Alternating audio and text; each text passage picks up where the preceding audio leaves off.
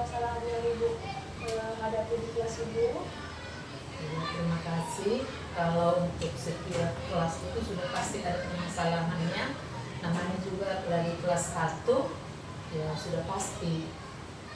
Tapi yang lebih menonjol di kelas saya itu permasalahannya anak-anak ini saya lihat cepat bosan. Jadi kadang anak-anak langsung bertanya, Bu, jam berapa kita pulang? Apakah sudah mau pulang ini?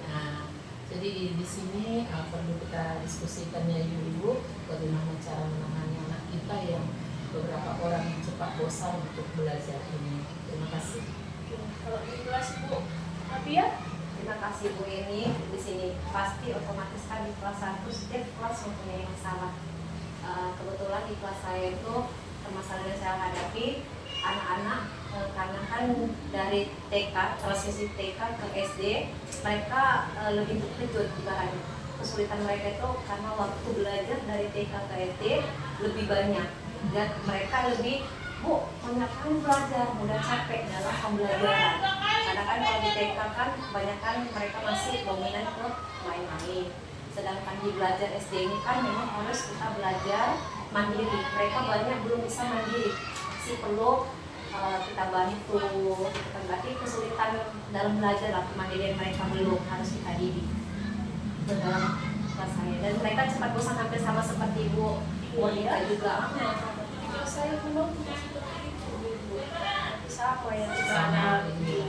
di dalam setiap kelas kita sama-sama menghadapi kesulitan di mana anak-anak kita dari transisi PAUD ke SD banyak yang harus kita bantu kita.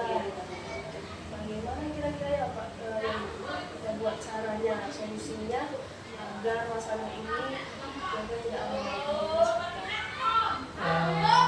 Kalau dari saya, kemungkinan bisa jadi kita buat anak-anak itu supaya tidak bosan, pembelajaran yang tidak membosankan.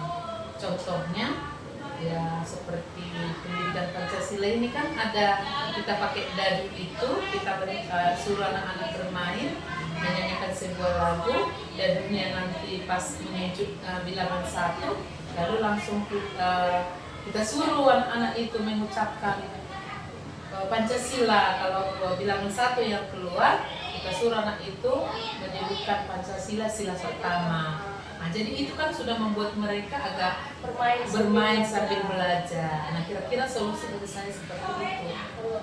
Kalau saya, menurut saya solusi yang pertama gitu kan ibaratnya kita satu guru lebih harus kerjasama sama orang tua. Karena kan kita konsultasikan dulu sama orang tua, bukan bagaimana supaya anak itu dilatih untuk belajar mandiri, biar bisa ibaratnya di sekolah pun mereka tidak terkejut. Jadi perlu juga ada konsultasi kerjasama antara guru sama orang tua. Awalnya dulu memang kita harus komunikasi sama orang tua ya memang ya. Di proses pembelajaran kita memang lebih baik menggunakan banyak media, kalau satu media banyak medianya. Bermain belajar sambil bermain juga boleh. Kalau di dalam tidak bosan, kayak kapan-kapan dia mau pulang gitu, jam berapa pulang, Jam berapa mau pulang? Masih lama nggak pulang? Sama kayak gitu. Karena kemungkinan ya di TK mereka sampai jam 10 udah selesai, sementara kita sampai jam 11 lewat 15. Jadi perubahan waktu itu memang perlu seperti yang Ibu Radia tadi bilang, harus konsultasi dulu dengan orang tua.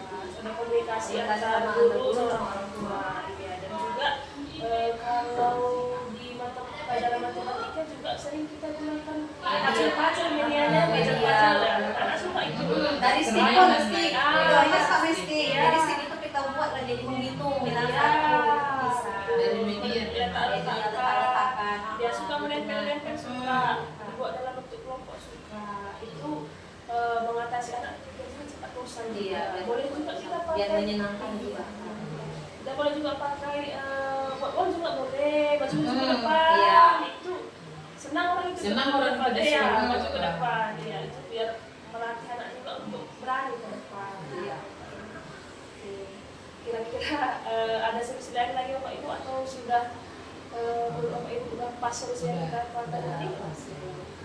Bapak Ibu, ibu semuanya nanti kalau di kelas masing-masing sudah boleh kita laksanakan solusi ini, kita coba. Jadi nanti kalau ada kendala lagi kita melakukan deteksi ulang apa yang menjadi kendala. Kalau sudah kendala dengan lain, nanti kita mulai kembali. Oke. Oke, terima kasih ya ibu-ibu.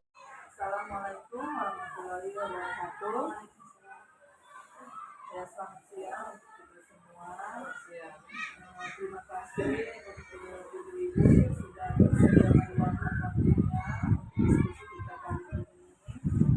Saya ingin bertanya di kelas ini, ada nggak permasalahan pada saat proses pembelajaran? Kalau Bu Eva gimana, Bu Eva? Menurut saya sih sebaiknya kita buat masalah tentang mengenal kepribadian yang dimiliki oleh peserta didik, misal kayak seperti kelebihan, kelemahan, karakter positif atau potensi yang dimiliki. Berarti masalahnya gimana caranya mereka bisa mengenal dirinya sendiri ya? Iya. Itu satu. Jadi kalau dari Ibu Ita, Kalau dari saya sepertinya kan siswa kita di kelas itu seperti kita itu dia belum memahami kalau keberagaman yang ada di kita itu berasal dari Tuhan atau yang pasti itu gitu. Kalau dari saya dari yang saya alami di kelas melihat peserta didik saya. jadi berarti ada dua masalah kita ini. Dia yang pertama cara mereka supaya mengenal dirinya sendiri, baru setelah itu mereka bisa menghargai, memahami tentang perbedaan keragaman tersebut. Jadi dari masalah ini apalah solusi yang bisa kita buat kalau untuk mengenal kelebihan dan kekurangan masing-masing tadi dari peserta didik, apalah solusinya yang kita buat? Kalau menurut saya solusi UFA itu murid-murid itu kita suruh menceritakan ke depan atau menceritakan tentang dirinya bagaimana karena kan siswa kita itu pasti memiliki kepribadian yang berbeda. Apa kepribadian yang dimilikinya itu mengikuti potensi dirinya, kelebihannya, kekurangannya. Nah itu dan ceritakan ke depan dari dirinya sampai kelebihannya, potensinya. Menurut saya. Bisa seperti itu. Jadi mereka yang harus bisa menceritakan sendiri tentang diri mereka. Diri mereka. Itu bisa kita angkat dari yang masalah pertama. Kalau masalah kedua yang disampaikan oleh Ibu Ita tadi, bisa dengan cara bagaimana peserta didik itu dapat memahami atau menghargai adanya perbedaan keragaman anugerah yang dari Tuhan yang baik dari segi agama, suku, fisik bisa. Jadi peserta didik itu harus tahu juga dia keragaman itu ada di teman sekelasnya atau di lingkungan rumah ataupun ini ya lingkungan masyarakat seperti itu.